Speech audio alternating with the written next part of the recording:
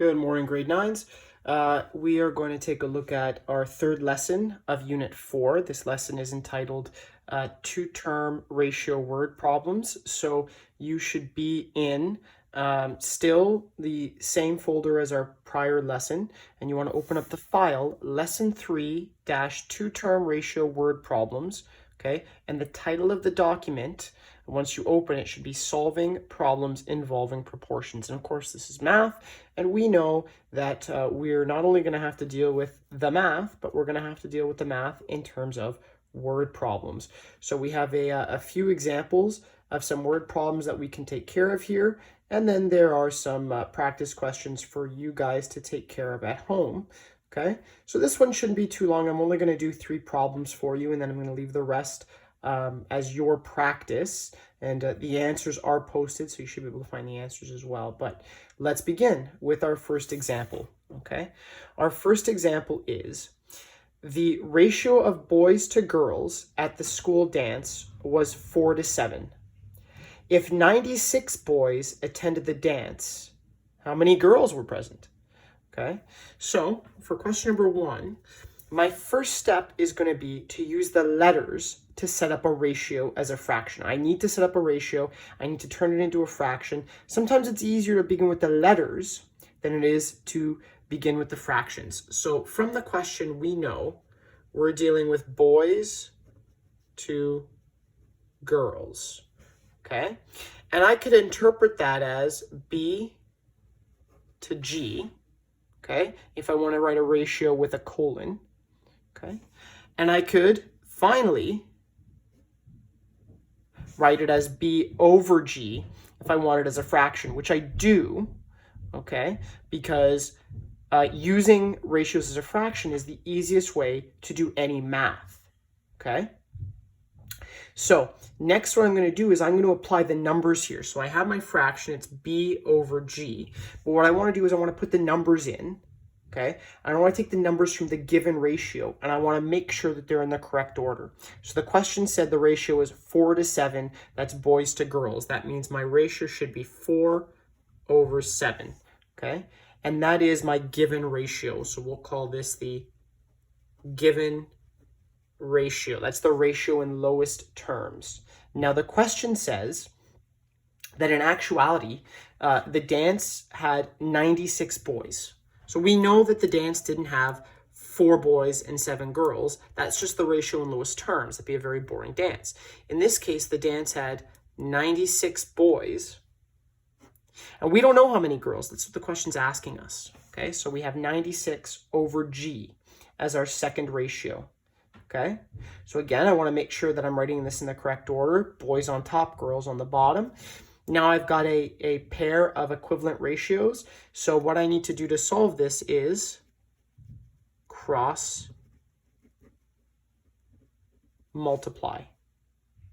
Okay, cross multiply. So cross multiplying, I'm going to have this 7 times 96 and this 4 times G. Okay, so I have 4G equals 96 times 7. Okay, 96 times 7, you can take your calculator out and you can work that out, and what you'll get is 672. So we've got 4G equals 672. Okay, now my next step is I want to isolate G, so I'm going to divide both sides.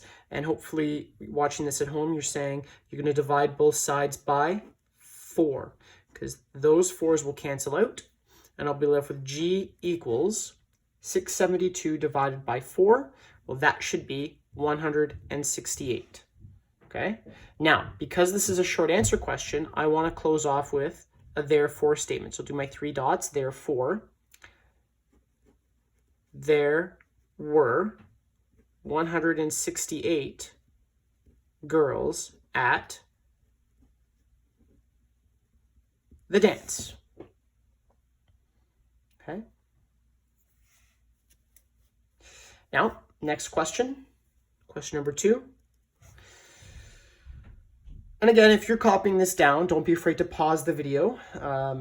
I'm going through these notes assuming that you know that you can pause the video if I'm going a little too quick and you want to write things down or follow along. So please feel free to pause anytime you want. I'm not going to know. Okay. For a school picnic, 2 kilograms of lean hamburger serves 17 people. How many kilograms of the same meat, rounded to the nearest kilogram, would be needed to serve 350 people? Okay, so I want to follow the same steps as before. I want to start by using the letters to set up a ratio as a fraction. So from the question, I know our ratio is going to be kilos to people. Okay, that's my ratio. I'm going to write that as letters. So we'll say K to P. Okay, K for kilos, P for people. Okay. Then we can write that as K over P. Okay. So now I'm going to rewrite K over P because I don't want to forget. I want to know, well, that's the order. I have to put kilos on top, okay, people on the bottom. So K over P, when I plug numbers in, 2 kilos for 17 people. Okay. In my next ratio, the question tells me that I have 350 people. So I'm going to put 350 on the bottom of that fraction. Okay. And I'm going to put K on top because I don't know how many kilos. That's what I'm solving for. So again, same way, I'm going to cross multiply. Okay. I should get 17 times K equals 350 times 2. Okay. So I should get 17K equals 700. Okay. 700. Now my next step, I've got to isolate K. So I should divide both sides by 17. That way, those 17s, they cancel out, and I'm left with K equals 41.176. Okay, and the question said round to the nearest kilogram, so I'll say K equals about 41. And then, of course, it's a short answer question, so I should have a therefore statement. Therefore, they would need 41, and I want to include my units, kilograms of meat to serve 350 people. Okay.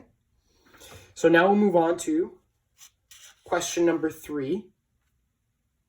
Question number 3 is going to be the last example that I do for you from this lesson. The rest will be up to you to complete on your own. Okay.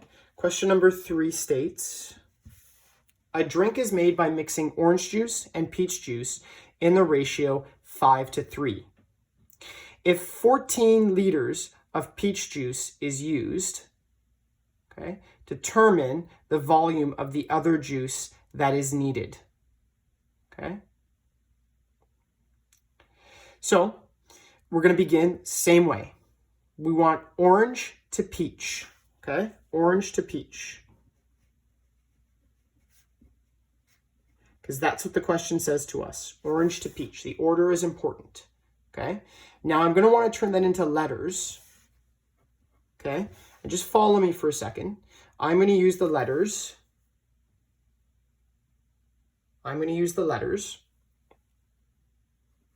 G to P.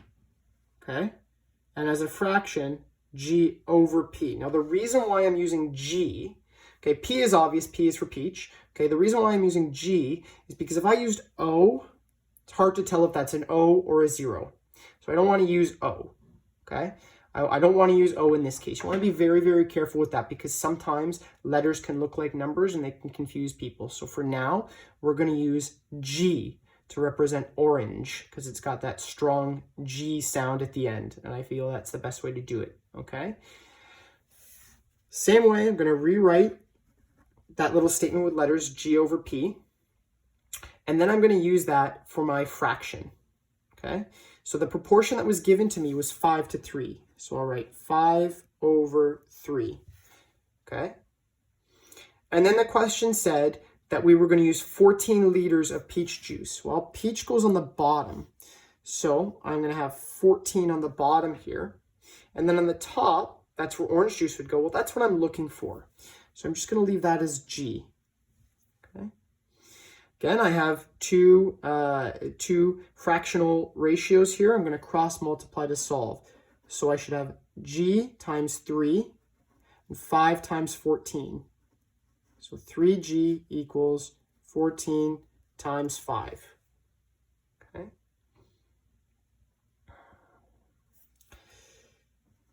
Three G equals 14 times 5 is 70. Okay. And now to solve for G, I'm going to have to divide both sides. And you should know by now, I'm dividing both sides by 3. So I have G equals 70 over 3. If you've got your calculator handy, you should be trying that on your own. That should be 23.3. Okay? And what I'm going to do here is I'm just going to leave it at the nearest liter, okay? I'm going to round it so it's the nearest one value. So I'll say G is about 23. So we can say in our therefore statement, therefore you will need about 23, and I want to make sure I include units, liters of orange juice. Okay. So that will be it for this lesson. Short one today. Hopefully you will continue to solve the remaining problems on this particular handout or note, okay? Solving problems involving proportions. It's very important that you practice it on your own. They should all be more or less the same steps, okay? So if you followed along up till this point, do your best to follow the same steps and you should arrive at the correct answers. Correct answers are posted, okay? Until our next lesson, stay healthy and stay safe. Take care. Bye-bye.